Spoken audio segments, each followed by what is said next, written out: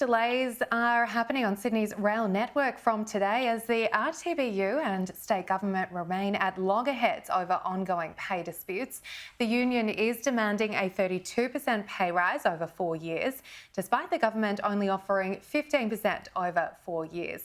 Well, to discuss this, let's bring in Damien Tudehope, the New South Wales Shadow Minister for Industrial Relations. Damien, good to see you. Thanks for joining us. Now, we've already seen widespread disruptions right across the train network today. More than 200 services cancelled. Commuters are understandably frustrated. I mean, they're the ones that are paying the price for this pay dispute. And it's been going on now for nearly 9 months, this dispute, and this chaos today was entirely foreseeable by the government, and the stunt which they pulled yesterday by announcing the offer which they had made last November, which they wanted the union to put to its members, was in fact yesterday announced by the government to try and put pressure on the RTBU and the combined rail unions to pull this partial work bans off today.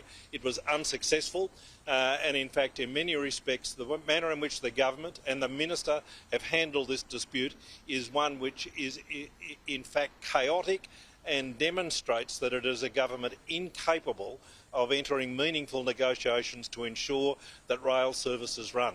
This was an offer which was available on the table last November. It should have been put to the members last November so that we could be clear in terms of where we were going in early January. And Lord knows what's going to happen throughout the rest of January, and certainly what's going to happen in respect of the return to work, to return to school later this month. And what do you make of the proposed bargaining agreement, which would see Sydney Trains and New South Wales Trains merge into one entity?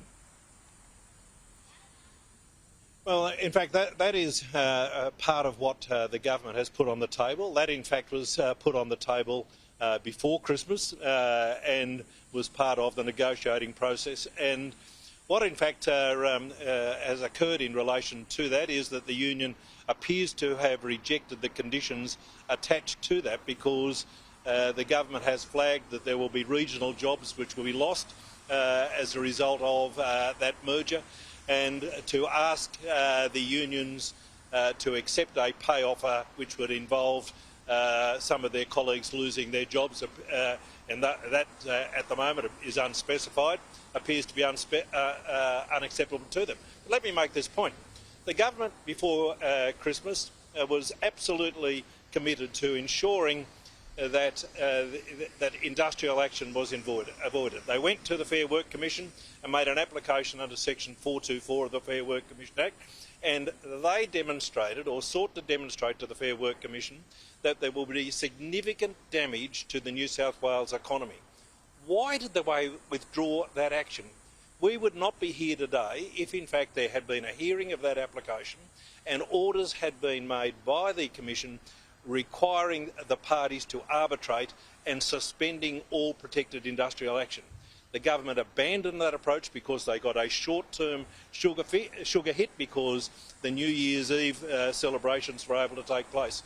But the reality is this is ongoing industrial action which has the potential to continue right through to September unless we had a minister and a government who actually knows how to bring about an outcome, and that involves having the courage to take on their union masters, the ones who actually put them in government for the purposes of making sure that they protect the interests of people of New South Wales.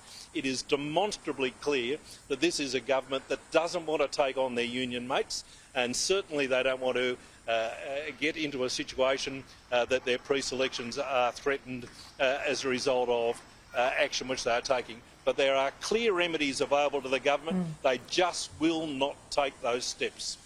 Meanwhile, more chaos for commuters. Damien, appreciate your time this morning. Thank you. Good. Thank you.